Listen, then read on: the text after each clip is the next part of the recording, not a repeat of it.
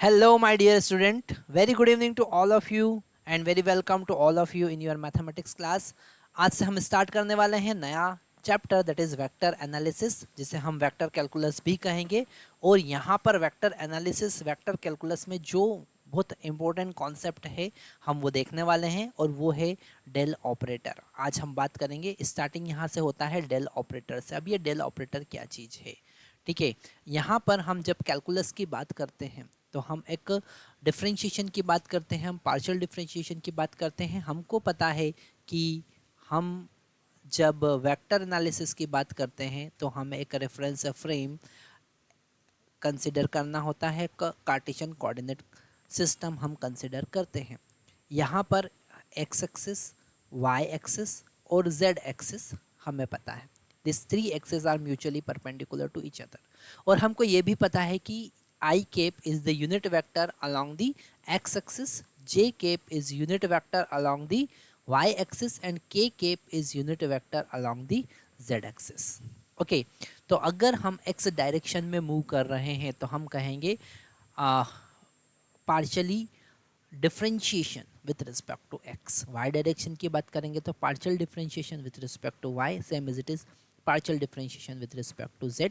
और इसे vector form में लिखने के लिए हम डेल ऑपरेटर का यूज़ करेंगे। तो यहाँ पर हमारे पास में जो डेल ऑपरेटर होता है वो डेल ऑपरेटर होता है डेल ऑपरेटर होता है del by del x i के plus del by del y j के plus del by del z k. Okay, this is the del operator, this is the del operator. और एक ये vector operator है। ये कैसा ऑपरेटर है? Vector operator है, एक वेक्टर ऑपरेटर है, क्योंकि इसमें i cap j cap k cap का हम यूज़ करते हैं। हमको पता है this del by del x is the partial differentiation with respect to x, del by del y is the partial differentiation with respect to y and del by del z partial differentiation with respect to z. अब ये del operator है और हमारे पास में जो functions होते हैं, है ना, जो हमारे पास में फिजिकल फंक्शंस होते हैं वो दो कैटेगरी के होते हैं, वेक्टर फंक्शन होते हैं और स्केलर फंक्शन होते हैं। अगर हम फंक्शंस की बात करें, अगर हम फंक्शंस की बात करें तो हमारे पास में दो टाइप के फंक्शन होते हैं।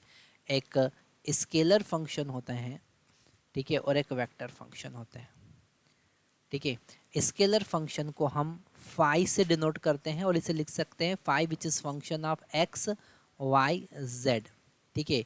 जैसे कि टेम्परेचर, टेम्परेचर एक स्केलर फंक्शन है। जैसे कि पोटेंशियल, पोटेंशियल एक स्केलर फंक्शन है। जैसे कि एनर्जी, एनर्जी एक स्केलर फंक्शन है। ये कुछ एग्जाम्पल है जो स्केलर फंक्शन के एग्जाम्पल है। सेम एज इट इज़ अगर हम वेक्टर की बात करें तो वेक्टर फंक्शन को रिप्रेजेंट करते हैं हम एफ वेक्टर से। और ये वेक्टर फंक्शन के तीन कंपोनेंट होंगे, एफ एक्स आई के प्लस एफ वाई जे के प्लस एफ जेड के। हमारे पास में वेक्टर फंक्शन के तीन कंपोनेंट होंगे, है ना। जैसे कि एग्जाम्पल की बात करें तो फोर्स एक वेक्टर फंक्शन है, इलेक्ट्रिक फील्ड एक वेक्टर फंक्शन है, मैग्नेटिक फील्ड एक वेक्टर फंक्शन है। ये कुछ एग्जाम्पल है वेक्टर फंक्शन के। तो यहाँ पर करंट डेंसिटी जे एक वेक्टर फंक्शन है ना। तो और यहाँ पर हम स्केलर फंक्शन में एक rho volume charge density vector scalar function का एक एग्जाम्पल ले सकते हैं, वॉल्यूम चार्ज डेंसिटी। ओके, तो हमारे पास में दो कैटेगरी के फंक्शन होते हैं, स्केलर फंक्शन होते हैं और वेक्टर फंक्शन होते हैं, ठीक है। तो स्केलर फंक्शन और वेक्टर फंक्शन का जब हम मल्टीप्लाई करते हैं डेल के साथ तो हमको नए नए केसेस मिलते हैं। तो जब हम यहाँ पर तीन केसेस की बात करेंगे। पहला केस जिसे हम कहेंगे ग्रेडियंट, क्या कहेंगे? ग्रेडियंट, क्या कहेंगे? ग्रेडियंट। जब किसी स्केलर फंक्शन का डेल के साथ मल्टीप्लाई करते हैं, स्केलर फंक्शन फाई का डेल के साथ मल्टीप्लाई करते हैं, तो हम इसे कहेंगे ग्रेडियंट ऑफ फाई। क्या कहेंगे? Gradient of phi. और लिख सकते हैं ग्रेड फाई। क्या लिख सकते हैं?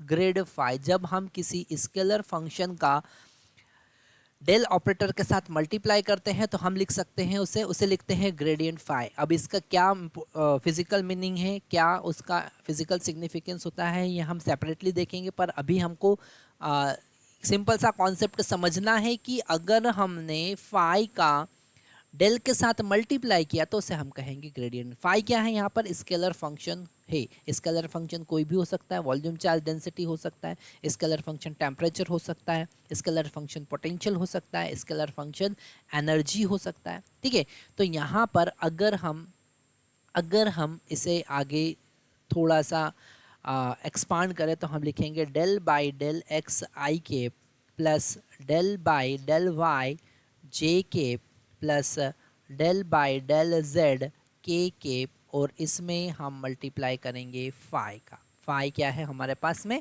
स्केलर फंक्शन है। तो हम लिखेंगे del phi by del x i के plus del phi by del y j के plus del phi by del z k. Okay, तो ये हमको मिला gradient of phi del phi. क्या मिला, gradient of phi del phi. तो ये हमारे पास में एक डेल ऑपरेटर का एप्लीकेशन सामने आता है, इसे हम हाईलाइट कर लेते हैं। ओके,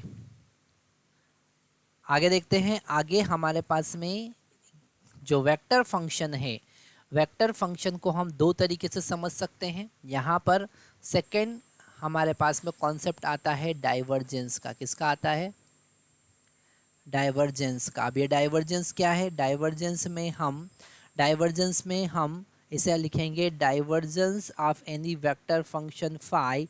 तो यहाँ पर हम इस डेल का डॉट प्रोडक्ट करेंगे किसी वेक्टर फंक्शन के साथ, तो उसे हम कहेंगे डाइवर्जेंस। क्या कहेंगे, divergence of this vector function F.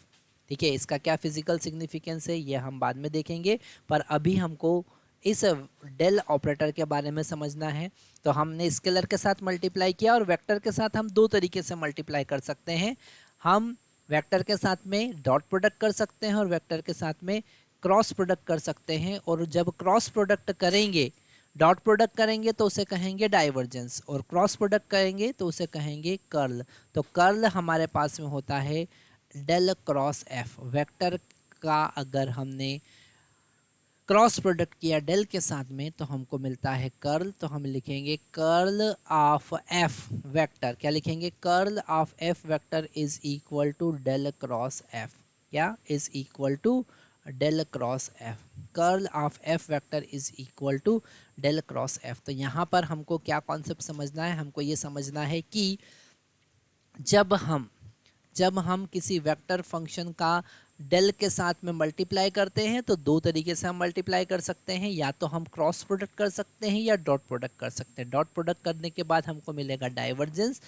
Divergence एक स्केलर क्वांटिटी होती है, और क्रॉस प्रोडक्ट करने के बाद हमको मिलेगा कर्ल, और कर्ल एक वेक्टर क्वांटिटी होता है। अब इनका क्या फिजिकल सिग्निफिकेंस होता है हम वन बाय वन देखेंगे, और इनके एप्लीकेशंस भी हम वन बाय वन देखने वाले हैं। तो नेक्स्ट लेक्चर बिल्कुल भी मिस नहीं करना है। Thank you very much.